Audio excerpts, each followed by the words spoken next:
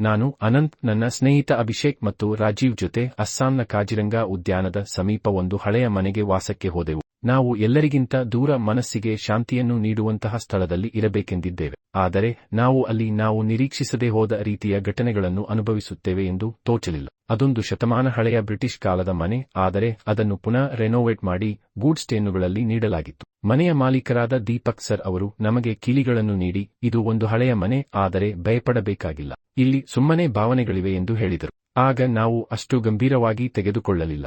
ಆ ದಿನ ಸಂಜೆ ಮನೆಗೆ ಹೊಕ್ಕೊಡನೆ ಒಂದು ವಿಚಿತ್ರ ಅನುಭವ ನಮ್ಮನ್ನು ಕಾಡಿತು. ಮನೆಯ ಒಳಗಡೆ ಒಂದು ಅಸಹಜ ಚಳಿ ಇದ್ದಿತು, ಹೊರಗೆ ಮಾತ್ರ ವಾತಾವರಣ ಸಹಜವಾಗಿತ್ತು. ಮನೆ ತುಂಬಾ ಮಂಕಾದ ವಾತಾವರಣ ಹೊಂದಿತ್ತು. ನಾವು ಇದನ್ನು ಬಹುಶಃ ಹವಾಮಾನ ಅಥವಾ ಮನೋದಶೆಯ ಪ್ರಭಾವ ಎಂದು ನಿರ್ಲಕ್ಷಿಸಿದ್ದೆವು. ಆದರೆ ರಾತ್ರಿ 12 ಗಂಟೆ ಹತ್ತಿರ ಬಂದಾಗ ಅನುಭವಿಸುವ ಘಟನೆಗಳು ಮತ್ತಷ್ಟು ವಿಚಿತ್ರವಾಗತೊಡಗಿದವು. ರಾಜೀವ್ ಅವರು ಹಾಲ್ನಲ್ಲಿ ಕೂತು ಪುಸ್ತಕ ಓದುತ್ತಿದ್ದರು. ಆ ವೇಳೆ ಯಾರೂ ಇಲ್ಲದಿದ್ದರೂ ಸಹ ಏನೋ ಹೆಜ್ಜೆಗಳ ಶಬ್ದ ಕೇಳಿಸಿತು. ಅನಂತ್, ನೀನೇನಾದರೂ ಮೇಲ್ಮಾಡಿಯಲ್ಲಿ ನಡೆದು ಹೋಗಿದ್ದೀಯಾ ಎಂದು ರಾಜೀವ್ ಕೇಳಿದರು. ನಾನು ಹಾಗೆಲ್ಲ ಹೋಗಿರಲಿಲ್ಲ, ಏಕೆಂದರೆ ನಾನು ಇನ್ನೂ ಸ್ನಾನ ಮಾಡುತ್ತಿದ್ದೆ. ಹೆಜ್ಜೆಗಳ ಶಬ್ದ ಮತ್ತೆ ಮತ್ತೆ ಕೇಳಿಸತೊಡಗಿತು. ನಾವು ಮೂವರು ಹೊರಗೆ ಹೋಗಿ ನೋಡಿದಾಗ ಮೇಲ್ಮಹಡಿಯಲ್ಲಿ ಯಾವುದೋ ಬೆಳಕು ಅಳೆಯುತ್ತಿರುವಂತೆ ಕಾಣಿಸಿತು. ಆದರೆ ನಾವು ಹೋಗಿ ನೋಡಿದಾಗ ಏನೂ ಇರಲಿಲ್ಲ. ಇದು ಕೇವಲ ಪ್ರಾರಂಭ ಮಾತ್ರ.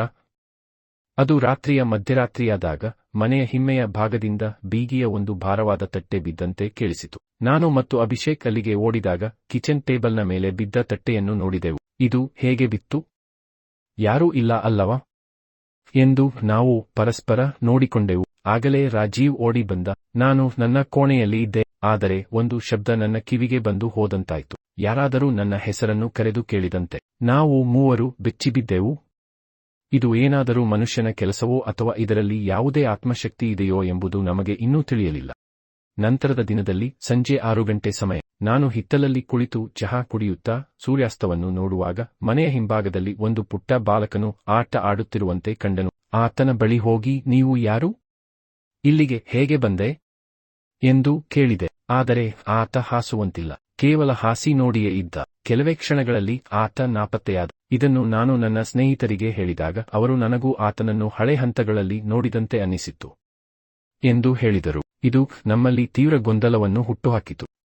ನಾವು ದೀಪಕ್ ಸರ್ ಅವರ ಬಳಿ ಹೋಗಿ ಈ ಸಂಗತಿಗಳನ್ನು ಹಂಚಿಕೊಂಡಾಗ ಅವರು ಗಂಭೀರವಾಗಿ ಹೇಳಿದರು, ಈ ಮನೆ ಹಿಂದಿನ ಇತಿಹಾಸ ಬಹಳ ಭಯಾನಕವಾಗಿದೆ. ಬ್ರಿಟಿಷ್ ಕಾಲದಲ್ಲಿ ಇಲ್ಲೊಬ್ಬ ಅಧಿಕಾರಿ ವಾಸಿಸುತ್ತಿದ್ದನು. ಅವನ ಮಗ ಈ ಮನೆಯ ಹಿಂಭಾಗದಲ್ಲಿ ನದಿಗೆ ಬಿದ್ದು ಮೃತಪಟ್ಟನು. ತಾಯಿಯು ಆ ದುಃಖವನ್ನು ಸಹಿಸದೆ ತಾನು ಆತ್ಮಹತ್ಯೆ ಮಾಡಿಕೊಂಡಳು. ಅವರ ಆತ್ಮಗಳು ಇಲ್ಲಿ ಇಂದಿಗೂ ತಿರುಗಾಡುತ್ತವೆ. ಇದು ಕೇಳಿದ ತಕ್ಷಣ ನಮ್ಮ ದೇಹವೆಲ್ಲ ತಣ್ಣಗಾಯಿತು. ನಾವು ಅನುಭವಿಸಿದ ಎಲ್ಲ ಅಸಹಜ ಘಟನೆಗಳಿಗೆ ಇದು ಉತ್ತರವಾಗಬಹುದು ಎಂಬ ಭಯ ನಮ್ಮ ಮನಸ್ಸಿನಲ್ಲಿ ತುಂಬಿ ನಾವು ನಿರ್ಧರಿಸಿದವು, ಅಲ್ಲಿ ಇನ್ನಷ್ಟು ದಿನ ಉಳಿಯುವುದಿಲ್ಲ. ತಕ್ಷಣವೇ ಆ ರಾತ್ರಿ ಪೂರ್ತಿ ಲೈಟು ಹಾಕಿಕೊಂಡು ಕೂರುವ ನಿರ್ಧಾರ ಮಾಡಿದೆವು. ಆದರೆ ಭಯಾನಕ ಘಟನೆಗಳು ಇನ್ನೂ ಉಳಿದಿದ್ದವು. ಮಧ್ಯರಾತ್ರಿ ನಾನು ಮೆತ್ತಿನ ಮೇಲೆ ಮಲಗಿದಾಗ ಏನೋ ಒಂದು ಬಾರಿಯಾದ ಬಗ್ಗುವ ಶಬ್ದ ಕೇಳಿಸಿತು. ನಾನು ಮೈಮರೆತು ನೋಡಿದಾಗ ಒಂದು ಅಸ್ಪಷ್ಟ ಆಕೃತಿಯು ನನ್ನ ಹತ್ತಿರ ಬಂದು ನನ್ನ ಹೆಸರನ್ನು ಮೊಳಗಿಸುತ್ತಿತ್ತು, ಅನಂತ್. ನಾನು ತಕ್ಷಣ ಎದ್ದು ಕೂತು ಕೂಗಿದೆ. ನನ್ನ ಸ್ನೇಹಿತರು ಓಡಿ ಬಂದರು. ನಾವು ಬೆಳಿಗ್ಗೆ ಆಗುವುದರವರೆಗೆ ಮನೆಯೊಳಗೆ ಚಳಿಯೊಂದಿಗೆ ಕುಳಿತಿದ್ದೆವು. ಬೆಳಿಗ್ಗೆ ಆಗುತ್ತಿದ್ದಂತೆ ನಾವು ನಮ್ಮಲ್ಲಿದ್ದ ಎಲ್ಲಾ ಸಾಮಾನುಗಳನ್ನು ಎತ್ತಿಕೊಂಡು ಆ ಮನೆಯಿಂದ ಕಾಲ್ಕಿತ್ತಿದ್ದೆವು. ಆ ಮನೆಯ ಮಾಲೀಕರಿಗೆ ಹೇಳಿ ನಾವು ಬೇರೆ ಸ್ಥಳಕ್ಕೆ ಹೋದೆವು. ಆ ಮನೆ ಹಿಂದಿನ ನಿಗೂಢ ಘಟನೆಗಳು ಹಾಗೂ ನಾವು ಅನುಭವಿಸಿದ ಅತೃಪ್ತ ಆತ್ಮದ ಲೀಲೆಗಳು ನಮ್ಮನ್ನು ಆಘಾತಗೊಳಿಸಿತ್ತು. ನಾವು ಈ ಘಟನೆಗಳನ್ನು ಯಾರನ್ನಾದರೂ ಕೇಳಿದರೆ ನಮ್ಮ ಮೇಲೆ ನಂಬಿಕೆ ಇಡಲು ಕಷ್ಟವಿದೆ. ಆದರೆ ನಾವು ನಮ್ಮ ಕಣ್ಣಾರೆ ಅದನ್ನು ಅನುಭವಿಸಿದ್ದೆವು.